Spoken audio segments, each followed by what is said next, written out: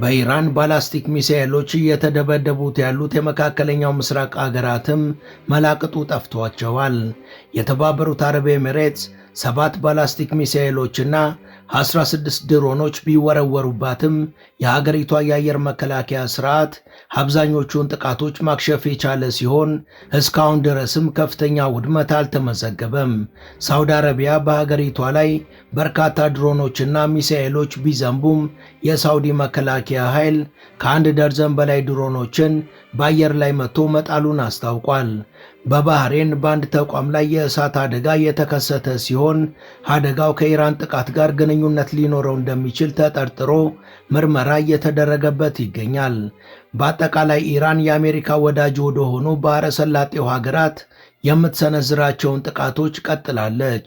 በአሁኑ ወቅት በአሜሪካና በኢራን መካከል ያለው ግንኙነት እጅግ የተወሳሰበና እርስ በርስ የሚጋጩ መረጃዎች የሚወጡበት ሆኗል።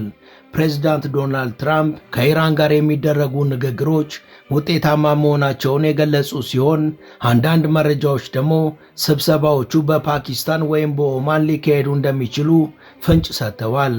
መሬት ላይ ያለው እውነታ አንዳንድ ቀጥተኛ ያልሆኑ ንግግሮች ሊኖሩ እንደሚችሉ ቢጠቁምም እስካሁን ድረስ በሁለቱ ሀገራት መካከል የተደረሰ ምንም አይነት እውነተኛ ስምምነት የለም። በዚህ ዙሪያ የተናገሩት ፕሮፌሰር ማራንዲም በአሜሪካና በኢራን መካከል ምንም አይነት ድርድር እየተካሄደ አይደለም ሲሉ አስረግጠው ተናግረዋል። There are no talks right now, direct or indirect. I assure you, absolutely no talks. But the Iranians are on their guard. There is no way in the world that the Iranians are going to trust. በአሁኑ ሰዓት በኢራንና አሜሪካ መካከል ምንም የተደረገ ውይይት የለም።